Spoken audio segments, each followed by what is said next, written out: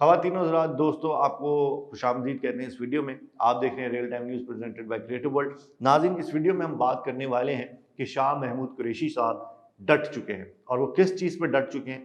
وہ ڈٹ چکے ہیں اس بات پہ کہ وہ پارٹی نہیں چھوڑ رہے، نہ وہ پارٹی چھوڑیں گے.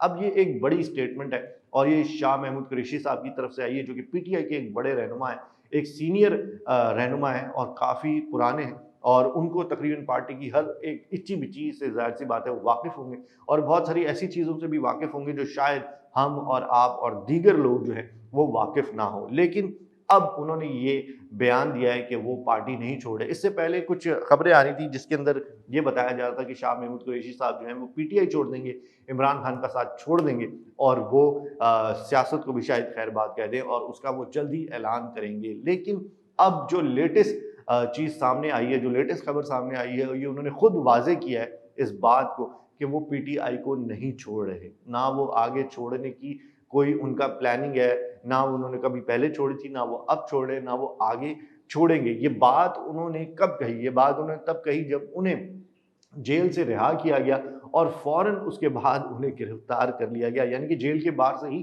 گرفتار کر لیا گیا. اور یہ گرفتاری کس وجہ سے ہوئی؟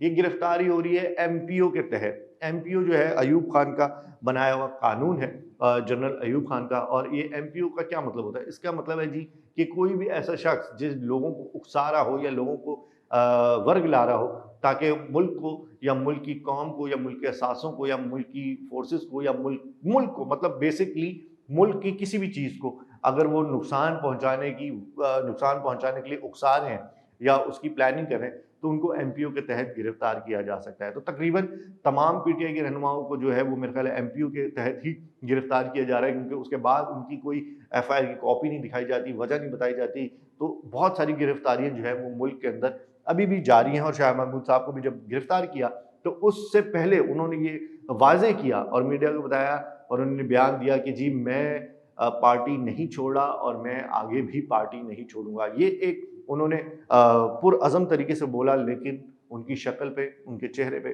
پریشانی ظاہر ہو رہی تھی. اب میں بات کرتا ہوں جی ایک اور شخص کی جن کا نام ہے فیاض الحسن صاحب، جو کہ پہلے پی ٹی آئی کو چھوڑ چکے ہیں، مطلب ابھی کچھ عرصہ پہلے ہی انہوں نے پی ٹی آئی کو چھوڑ دیا. انہوں نے ایک دعویٰ کیا تھا اور انہوں نے ایک چیز کہی تھی کہ ہمیں 1 مئی کو یعنی کہ 1 مئی کو ٹریننگ دی گئی تھی، یا یہ بتایا گیا تھا کہ جب عمران خان صاحب جو ہیں گرفتار ہوں تو ہمیں کیا کرنا ہے، اس کی ٹریننگ دی گئی تھی.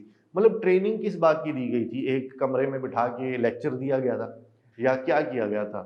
ٹریننگ تو یا پھر جیسے پولیس ٹریننگ ہوتی ہے یا کوئی اور ٹریننگ ہوتی ہے یا مینجمنٹ ٹریننگ ہوتی ہے، بہت ساری ٹریننگز ہوتی ہیں. تو کیسے ٹریننگ دی گئی تھی یہ انہوں نے واضح نہیں کیا.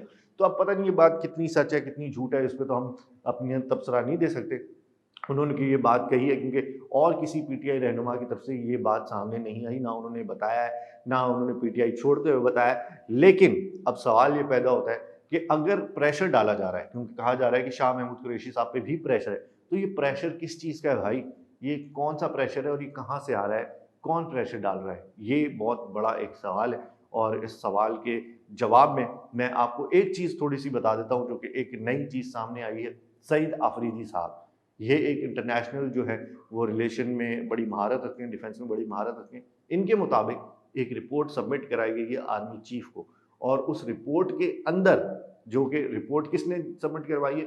ملٹری انٹیلیجنس نے. وہ رپورٹ سبمٹ کرائی گئی ہے آرمی چیف کو، اور آرمی چیف اب فیصلہ کریں گے اس رپورٹ کو دیکھ کے، کیونکہ اس کے اندر تمام وہ چیزیں ہیں شاید جو ملٹری انٹیلیجنس نے بتائی ہیں کہ 9 مئی کو آخر کیا ہوا تھا، اس کے پیچھے کون تھا اور اس کے پیچھے کس کا ہاتھ تھا اور کس کا دباؤ اس وقت لوگوں پر ہے. تو یہ ایک بڑا سوال کھڑا ہوتا ہے کہ عاصم منیر صاحب ہمارے چیف، جو آرمی چیف ہے، وہ اب اس بات پہ کیا فیصلہ لیتے ہیں، یہ ابھی دیکھنا باقی ہے. اور ہم امید کرتے ہیں کہ ہمارے ملک کے حالات بہتر رہیں گے اور ہماری قوم اور ہماری آرمڈ فورسز ہمیشہ پاکستان کی حفاظت کریں گی. اسی کے ساتھ اس ویڈیو کو یہاں پہ ختم کرتے ہیں اور امید کرتے ہیں کہ آپ ہمارے چینل کو ضرور سبسکرائب کریں گے اور بیل آئیکن بٹن دبائیں گے تاکہ تمام ویڈیوز آپ تک پہنچتی رہیں. میں رائل گل، خدا حافظ.